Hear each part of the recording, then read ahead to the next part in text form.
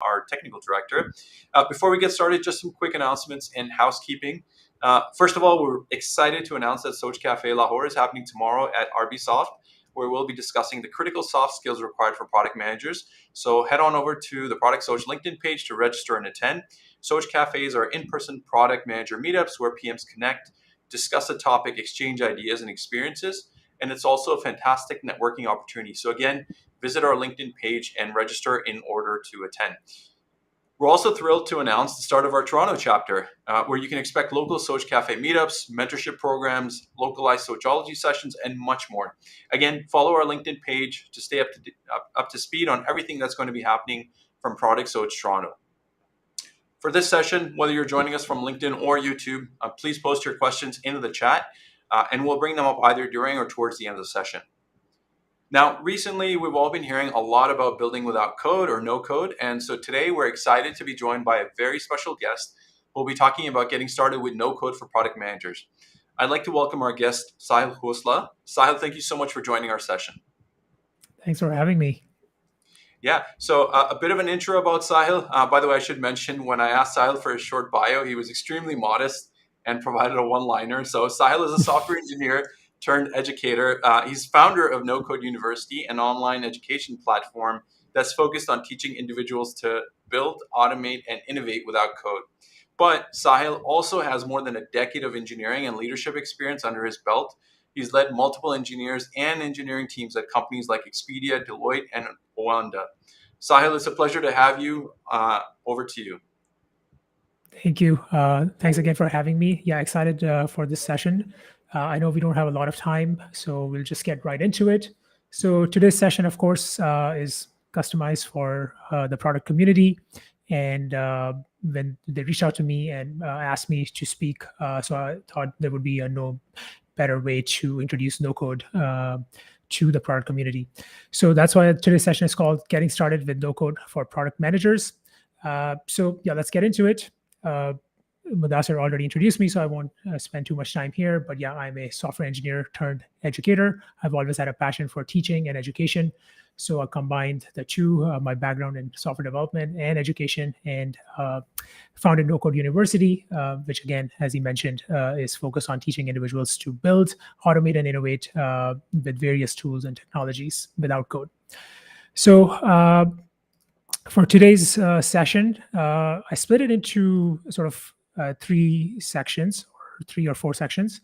So first one, we'll talk about why I sort of care about no code as a product manager, right? That would be the first question. I'm a product manager. I don't build stuff. I usually have teams to build stuff for me, but why should I care? So we'll take a look at that. Then we'll sort of demystify no code. You might have heard the term. You might not have heard the term. Either way, I think it's good to clarify what it is, what it isn't, and sort of make sure you have enough context so that when you go back to your day job or whatever you are doing, you know what people mean when they say no code, and you know how to best leverage it. Then I'll show you different types of no code tools that you can take advantage of, and sort of how they connect with each other. And then finally, I'll leave you with some ideas and next steps. So let's start by answering the question, why care about no code as a product manager? So what's the impact on PMs, right? So as a product manager, there are 3 things I can think of that come to mind that impact product managers in the context of no code.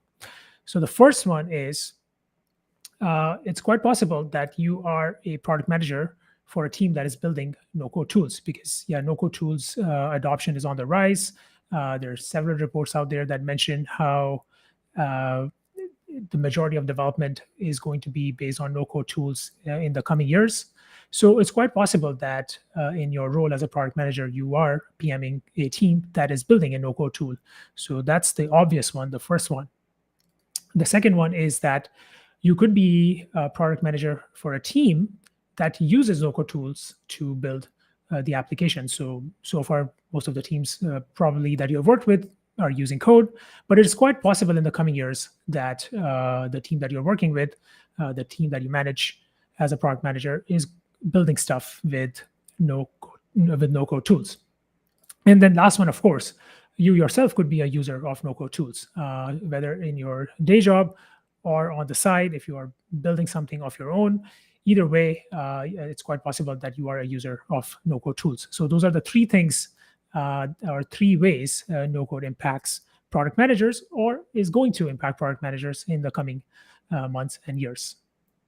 So with that in mind, let's take a look at the evolution of no code. Why are we all of a sudden talking about this? Why wasn't this a thing until a couple of years ago, and all of a sudden it's everywhere? What's going on? So if you and I've shared this on LinkedIn several times, so you might have seen this before, but if you go over to Google Analytics and look for no code, you'll get this graph. And it's pretty interesting because there are a couple of spikes at the all the way when sorry all the way when Google Analytics started tracking data, and then it's pretty much radio silence, and then we see this kind of exponential curve. So, and I don't have a way to prove this, but my guess is that it correlates to the launch of WordPress, which was the first visual builder. At that time, no code wasn't really a term, but I guess some people did refer to it as no code, and that's why we saw the spike. And then we had Shopify come up, and then across this in the middle, there's several tools that launched, and some really good ones. Bubble and Webflow are the two most popular no-code tools and have been around for a long, long time. And again, I don't think they called themselves no-code tools. In fact, Bubble says that it is a visual programming language. They don't even refer to them as a no-code, or they didn't used to refer themselves as a no-code tool, but now it is for sure because that term has caught on. So we went from spikes to this radio silence, and then all of a sudden this exponential spike. So what happened? Well, we all got hit by in 2020. We all got hit by COVID, the global pandemic, and definitely that led to we have seen digitization of businesses at a pace never seen before. And because of the pandemic, everything was shut down, and a lot of things had to be digitized and put online. All the stores, all the small businesses had to figure out a way to sort of they scrambled and figured out a way to go online. So that's definitely one of the reasons. And then again, a lot of people were let go of their jobs and were looking to learn new skills so that they can earn more than they have been up to that point. And all of a sudden, they had this opportunity. So again, no-code played, online education in general played a big role during the pandemic. And no-code was definitely part of that wave of online learning. And then at that time, for some reason, the adoption for the term no-code as well as the tools was sort of took this exponential turn. And then this is also confirmed by a lot of data. There's a report published by Zapier that mentioned that the majority of the no-code developers started using these tools during the pandemic. And one of the reasons, or the most cited reason, was a desire to reduce the time certain tasks take, and also a desire to automate or of the aspects of the business as a reason for adopting no-code tools. So of course, this is Zapier, but and a lot of focus is on automation here, but it's as well as it is for digitization of your business or solutions. So both are valid reasons. So so again, there's Gartner reports, other reports as well that confirm this, and they predict the adoption will continue to rise. And so that's why all of a sudden we are hearing a lot about no code compared to a few years ago when this wasn't even being mentioned. Yeah. So I'll take a pause here. Yeah, I was just going to say, Sahil, it's interesting. If you Google no code, Zapier is kind of like one of the top results that floats up, right? So. Yeah, they're great at SEO, and of course, and also Zapier deserves some credit because it acts as a glue to connect all the no-code tools. So definitely, it shows up on top. Yeah. So bottom line is, as a product manager, even if you're using no-code right now, if you're not using no-code right now, just like AI, it is best to familiarize yourself about the ecosystem, make sure you understand what it means, what kind of tools exist, and how you can leverage it. And that's what this session is all about. So with that context and some data, let's demystify what exactly is no-code. And for that, we will sort of do a history tour, pretty quick, but to set the stage. Actually, before I go on with that, are there any questions that we need to answer? Nothing that's come in so far, Sahil. Let Okay, me check perfect. the chats. Yeah. Okay. I mean, there actually, I just noticed there's a question that's come in. It says, "Hi, this is Farouk. Hope you are doing well. I have a question about where uh, where can we learn no code tools? Thanks in advance." So I don't know if that's something that you'll be getting to in your presentation. Yeah. Well, of course, I have a slide at the end to mention No Code University, but of course, there's many resources. Perfect. But yeah, I'll get to that in the end. Okay, so yeah, let's keep going here. So how we got here, right? So already mentioned the reason for adoption, but what led to sort of creating these tools in the first place? So at the end of the day, again, I'm going starting all the way from the early days. So a role of a computer at the end of the day is to compute, right? We give it some input, it does some computations, and we get some output. But and to give you an example, of course, you ask a computer what's 2 + 2, it magically knows how to compute that and gives you the answer, right? But how did that magic happen? The computer has to be trained in order to perform the tasks that we want it to perform. And this sort of concept of training the computer is also known as providing instructions to the computer, right? So if we take a look at an example, if you're in an Excel document and you input this formula that give me a sum of 2 and 2, it already knows what sum is. Like it has been trained to look for this formula and then do the computation based on the number, the input 2 and 2 it has been given. But as I said, it has to be trained. It has to be provided instructions to deal with different scenarios such as this one. So how do you provide instructions to the computer, right? So that's the question. Okay, we got it. Computer is there to compute, but how do you train the computer? Well, if it was a human computer, which we used to have, they just go to university and go through a pretty intense training, and then they know how to do advanced mathematical calculations. But for a machine, we need to figure out, and we had to figure out a few ways to provide instructions to them. So in the early days, it was something, and of course there were other ways as well, but this is the most sort of talked about and most popular one, which lasted a long time. Or something called punch cards. And I've never personally seen them, but I've heard lots of stories about them that people had to punch them. It was pretty tedious. They had to carry a stack of cards. And if the common story is that if the stack fell apart, then your program is pretty much lost and have you redo it or resort the cards. So it sounds like a pretty tedious process. Definitely not something for the TikTok generation. Nothing against TikTok, but we like to move fast. And then to solve this problem, of course, the computers evolved, and then we got a new way of providing instructions to the computer, which is still the most popular way, and that is called coding or programming. Sorry, I got a notification there. So that's called coding or programming, and it's called programming because, of course, you provide or you write code using something known as programming languages, as you might already be aware. But again, this has some limitations, and we'll talk about that in a second. But first, let's see what we get when we write code. When the developers sit to write code, what exactly is the output of that? Well, there are two things, generally speaking, again, and I'm simplifying this a lot. We get some kind of a front end, which is used by the users to input the information and get the output from the computer. So that's our way of communicating with the computer. And then we have the back end, which, of course, is where the instructions live, and then some data as well. So this whole thing overall could be called software, and that's why this is called software development. It could be the development of apps, websites, bots, you name it, any kind of aspect or any kind of task that we want a computer to do could be created in this way by writing code. And then this whole thing is what sort of we deploy when we talk about an app store or whatnot. And of course, I'm not even talking about the other parts of the software application, which is the server. But yeah, so this, we write some code, we get some output, some kind of a front end, that's front end software development, and then the back end, as you might already be aware.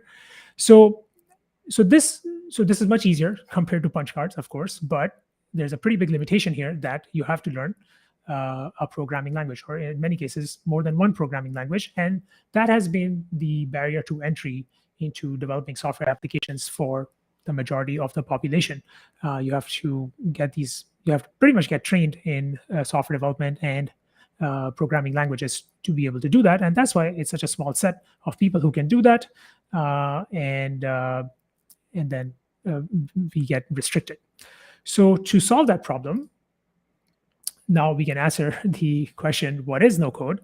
To solve that problem, just like smart people took us from punch cards to code, people continued evolving. Tech moves fast. So people put their teams together and ask, like, okay, so how can we enable more people to build software applications if people are not willing to learn how to code or to learn programming languages, which is fair. It takes time. Okay, so maybe there's another way to provide instructions to the computer, and maybe we can provide instructions to the computer visually through some kind of drag and drop tools. And that is exactly what is no code. So when someone says no code, that's exactly what they're talking about, a way to provide instructions to the computer to create software applications visually using drag and drop tools, such as this one as shown in the screenshot. So now at this point, with that context behind, sorry, just to recap. So we had 3 methods of creating software. We had our punch cards, and we moved to coding, and now finally we have no code. So to formally define what is no code, we can say it is a method used to create custom software, such as apps or websites, aimed at solving unique problems. This is achieved using visual interfaces and drag and drop tools instead of writing code. So it's just another method, right? So far we've seen 2, and this is a third method. All of them lead to the same end result of creating custom software to solve problems. This one just happens to be visual in nature, and you don't have to learn a programming language, or you don't have to write code. And that is what is no code. So let me take a pause there and see if everything's looking good. Yep, we're good on questions. Okay, cool. So now that we understand what is no code, let's take a look at an example. So when I mentioned drag and drop visual tools, so this is a quick animation from my favorite tool called Softer. So here in the animation, I'm pretty much building a landing page by dropping different blocks on the page that is provided by this no-code tool. So you can see pretty quickly with a few clicks, I went from a blank canvas to a landing page, and then a few clicks away to edit and then publish. So you can move pretty fast when it comes to no-code. So as we're talking about moving fast, let's also talk about other benefits of building with no-code. So the first one, of course, this is what we have been talking about, is the ease of learning. It opens doors for a lot of people who don't have the time to learn a programming language or get trained in traditional software development, but they still like to build. So they can quickly choose this option and go from point A to point B pretty quickly. The next one, of course, is speed of development. So it's not only fast to learn, it is also fast to develop compared to the traditional development process. Of course, with speed comes some limitations, but in a lot of cases, it is enough to make that trade-off and build the solution that you're looking to build pretty quickly again. And then it's accessible. It is budget-friendly. You don't need access to a lot of capital. A lot of no-code tools actually have a free version that you can get started with if you're looking to test out a few options, or if you're looking to build a quick solution.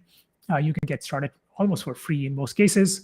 And then if this is something that you're going to continue working on, and you decide on a tool that you're going to stick with, then even the paid options are still pretty accessible compared to the traditional environments. And then, of course, it can actually act as a foundation for coding, because the barrier to entry is low, but you get a glimpse of what software development looks like. And I've seen many, many cases where people have actually been inspired, or actually have been able to get rid of their sort of the mindset that they cannot build apps. But because they were able to build with no code, all of a sudden it had a huge unlock in their mind. And then they said, oh, I want to take it a step further, and I'm actually going to learn code to sort of fill in the gaps. So it actually acts as a foundation for coding. And then finally, a huge earning potential if you're looking to build a career in software development. So these 3 benefits apply to more for the do-it-yourself crowd, and then on the couple on the right are for people who are looking to build a career in software development or build a business using no-code tools. So those are some of the benefits. And then who can benefit? Well, again, it's pretty far-reaching. There's a huge impact. There's a broad impact. But if you were to name a few groups, so definitely solopreneurs come to mind. People, one-person businesses, and not necessarily someone who's providing services online. It could be, you know, your fitness trainer who is looking to build an app and sort of provide training online, or it could be a small business or like a person who babysits or dog sits and is looking to build an app to allow people to book online. So all of those people fall in this category. They don't have access to huge capital. They're just looking for a quick DIY solution, and then no code is a great option for them. Aspiring entrepreneurs, of course, people who have ideas and want to build a software business, they can build it for pretty cheap. Business operators, these are people within companies who are sort of part of the non-technical team, say HR, marketing, finance, and have a need to build a tool to solve their problem or automate their workflows. Again, without relying on IT or engineering, they can build it on their own. And then, of course, people supporting these three groups, the freelancers and the consultants, to build a career in this. And then, so I already mentioned a few examples for each of these groups. For entrepreneurs to turn ideas into reality, for business operators to build internal tools, automate workflows, again, without relying on the IT or engineering teams, more of a DIY approach. And then serving all three of these groups are, of course, our freelancers and consultants who specialize in this and come in when these people reach some kind of a limitation and need external help. So safe to say the impact of no-code is far-reaching. Just like code has made a huge impact in the world, no-code is going to do the same and only accelerate the impact of the internet by so many different ways. So let's do a quick time check. And I think we are still good, right, to go? Yeah, we're still good for time. Okay, cool. And I think there's a couple of questions. I'll come back to that in a second. I'll bring those up. Okay, sounds good. Okay, so types of no-code tools, right? So the biggest challenge people face when starting with no-code is not knowing which tool to learn, because there's so many tools. So the best way to sort of circumvent that is to understand the types of no-code tools that exist, and then you can start to narrow down based on the problem that you're trying to solve or the solution that you're trying to build. And then even within each category, there's several options, which then, of course, you have to study the pros and cons. So before I show you the types of tools, let me quickly remind you of the anatomy of software applications. So, of course, we have the front end. This is how the user interacts with your application, and of course, you have the back end, which is where a lot of the logic and the data is stored. And then we have, in a lot of cases, a connector in the middle, which typically is an API to connect the front end with the back end. And then, of course, that forms a core of the application, but we have so many surrounding things like an email provider or a support provider, like a chatbot on your side, or something like a Stripe to process payments. So these three in the middle form the core of your own IP, your own application, but then you rely on so many other things to make this possible, to make your app usable, right? So keep this in mind as I mentioned the types of tools. So the most popular, of course, there's so many of them, it is unbelievable. But what's also unbelievable is that even though we have a way to create websites with code and without code, it still happens to be pretty complicated. It's a tough one to solve. Hopefully, let's see if AI can solve this one for us. But of course, we have the website builders. We have our web app builders. So if you're building a sort of a SaaS kind of a product, which is mostly used on a desktop in a browser, so you have your web app builders. If you're looking to build a native mobile app, then you have options for those like Adalo, Glide, Flutterflow. We have automation tools. So automation tools sort of act in the connector layer behind the scenes, connecting all these things together. Of course, Zapier and Make are the two most popular ones. We have database tools. Google Sheets has been around for a while and is still used as a database for a lot of these applications. But we have some new ones as well. Well, again, they're not new, but in the context of no code, we have Airtable and Baserow, chatbot builders, form builders, and miscellaneous tools. So a lot of options. And again, there's more. There's API tools. There's different kinds of tools that I haven't even mentioned here, but these should be enough to sort of get you started and get going if you have an idea to build a site or an app or something like that. So let's now talk about leveraging no code as a product manager, right? So I'm going to list a few ideas that you can try, and more than ideas, these are sort of categories that relate all the way to that go all the way back to the first slide that I showed you. How is no code impacting product managers? So in that context, ways you can start to leverage it. So the obvious one, the first one, is within your day job is to automate a lot of the processes. And you don't even have to go to Zapier to do that. A lot of the tools like Jira, Airtable, or Slack, which you might already be using, have automations built into them. So it's a great way to get started, sort of getting hands-on and start to build some workflows that automatically take place instead of you having to go do these things manually. Jira actually lately has been shipping a lot of features surprisingly, and their automation is becoming pretty robust, and you can do a lot just within itself. And of course, Airtable. The other option is to try and build some internal tools. Say you have data sitting in some kind of a spreadsheet in a Google Sheet, and this is something that you refer to a lot of times, maybe for presentations or maybe just to kind of look at metrics. You can try and build an app on top of that data using something like Glide. And instead of having to go into a giant spreadsheet, you can then easily use that app, and you can share it with the team, project it on a screen and things like that. So that's a great way to do it, or even to solve some other problems that are currently manual and you could build a tool around it. Of course, prototypes. If you are going for a design sprint and you need a prototype to put in front of the users, that's a great use case of no code. And for your personal, if you outside of work, you want to use no code and just sort of get an idea for what it is and how it works, you can try to build a side hustle, build your own app. If you are a product manager, I'm sure you have a ton of ideas and know how to grow the app. So now this is your chance to actually build it without relying on the engineers. So something to try. Of course, many options for these as well. And that, for ideas, you can also go to all of these websites, the no-code tools website. They all have a showcase page where you can see what people have built using their tool. And it acts as a good inspiration. And also, a lot of times they provide the template, so you can reverse engineer the template to understand exactly how it was built.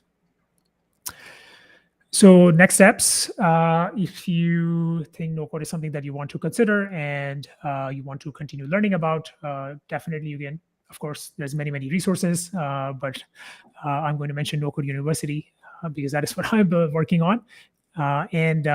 Actually, today I'm launching a no code crash course, which is pretty quick, 1 hour, and I'll show you everything there is to know about no code. And we'll actually, in that course, I actually show you how to build an app using Glide and Google Sheets.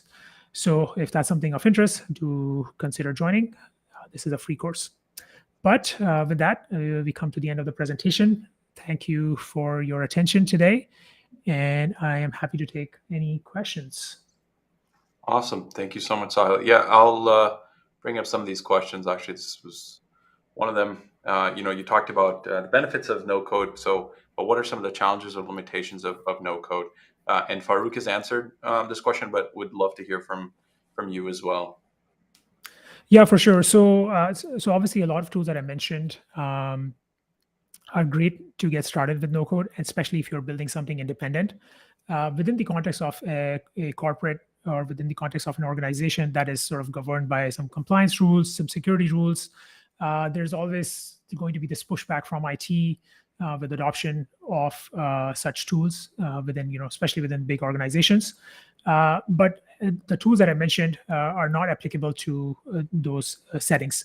But there is an alternative for each of them in a corporate setting, in an enterprise setting, that are all tools that are already taking care of these issues, such as compliance and security and where the data lives and all those things. So for those, it's a completely different tier, the more expensive tier. And but for each tool that I mentioned, for each category that I mentioned, whether it be web app, whether it be database, whether it be automation, there is an enterprise equivalent that solves or answers a lot of these questions about security, compliance, and whatnot. So in these tools, yeah, this is a challenge, but in the enterprise version, that is circumvented. But in general, of course, as I mentioned, there's a trade-off between speed and flexibility. So depending on the tool you choose, if it allows you to build something pretty quick, chances are that it is not going to be that flexible because it is already taking decisions on your behalf, and you don't have an option to change those decisions. But if you move towards the other end of the spectrum, which is you are willing to give up on the speed a little bit, but you want more flexibility. So then you start to work with some more advanced low-code tools, or sometimes they are even low-code tools. So they allow you to be more flexible. So the biggest thing is the flexibility thing, this compliance thing, and in some cases, I think someone mentioned vendor lock-in. Of course, that is always going to be a challenge. But then again, the benefits that come out of it in a lot of cases outweighs the challenges. Awesome. All right. We have another question from Mohammed Ahmad. Can no-code platforms provide detailed error logs, error handling, and monitoring for integration issues? So, for example, if we're using Zapier for integrations, can Zapier do that, and how secure are these applications? Yeah, great question. So actually, as this ecosystem is evolving, definitely there are tools, sort of the people are building tools around these tools. So one of the tools actually is called Switchboard, which is about to launch pretty soon. And there's another one called, I believe it's called NC Scale, No Code Scale. So the idea is to allow you to scale with no code. So they are actually working with APIs of these tools to collect all this data and then provide you the logging in a centralized platform. Because chances are when you're working with no code, you're going to be working with multiple tools like Airtable, like Zapier, like Glide. But errors could happen in all these different places. But how do you see sort of a bird's eye view or like a high level view of all the logging combined? So there's a lot of tools that are now coming up that solve exactly this problem.